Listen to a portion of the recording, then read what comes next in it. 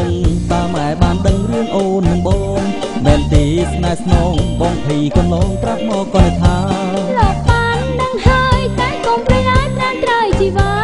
តែគាត់មិនថាគាត់យល់ទីណារៀបរើនឹងអូនបងភីស្ទើរស្លាប់ស្មានគាត់ប្រញាប់ឲ្យយើងមានកូនគាត់តាមចិត្តអូនបើចង់យកកូនគួរចាំវេលា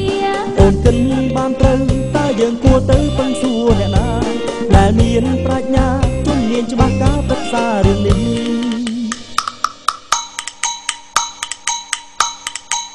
ទេខ្ញុំអត់ដឹងទេខ្ញុំសួរខ្ញុំអីទូខ្ញុំឆ្លាតវៃប៉ុន្តែរឿងនេះខ្ញុំនេះមិនអាចដឹងសុខភាពមិនត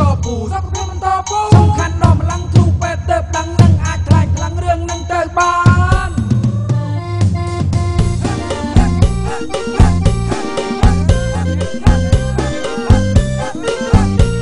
បងស្រឡាញ់កូនតែបងនឹងអូនមានកូនគ្រប់ហើយគូកុំកន់តើយគិនលីឲ្យហើយខ្លាចមានបងភីបាទខានមួយទៀតមកជាណៃហត់ក្រោយចិត្តស្លាប់ត្រឹមត្រូវត្រានត្រោយគួរឈប់ឲ្យហើយដើម្បីគ្រួសារតែអូនដឹងច្បាស់អូនតែនយល់ដឹងចិត្តក្នុងរៀមរាជារាមភរិយាមកតែនារាប់រំអ្នកអើយកុំព្រួយចំបែងបងអ្នកខ្នើយណៃជួយដល់ព្រលឹងបើយើងមិនដឹងតើត្រូវទៅពឹងសួរដល់អ្នកណា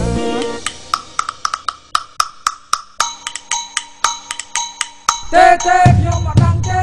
ខ្ញុំសួរខ្ញុំអីទូខ្ញុំឆ្លាតវៃប៉ុន្តែរឿងនេះខ្ញុំនេះមិនអាចដឹងសុខភាពមិនតពូសំខាន់ដល់ម្លឹងគ្រូពេទ្យទៅដឹងនឹងអាចខ្លាចខ្លាំងរឿងនឹងទៅបាន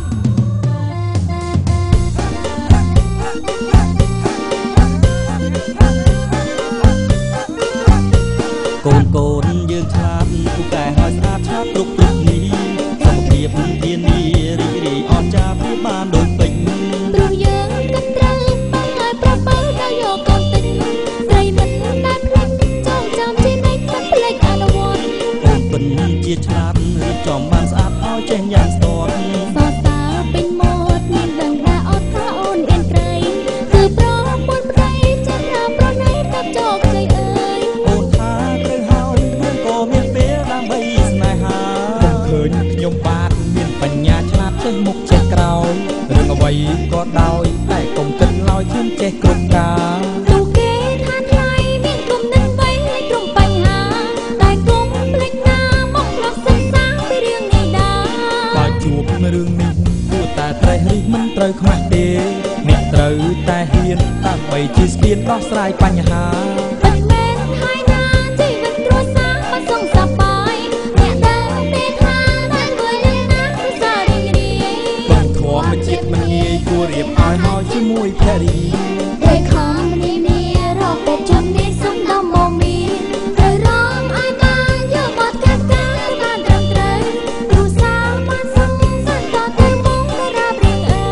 អ្នកដឹងទេថាតើធ្វើយ៉ាងណាគ្រួសាររីករាយបងធម្មជាតិមិនងាយគួររៀបឲ្យហើយជាមួយភរិយាកូនខ្ញុំសប្បាយព្រោះគេទាំងឡាយសុទ្ធតែដឹងថាត្រូវធ្វើយ៉ាងណាជីវិតគ្រួសារឲ្យបានរីករាយត្រូវធ្វើយ៉ាងណាជីវិតគ្រួសារឲ្យបានរីករាយ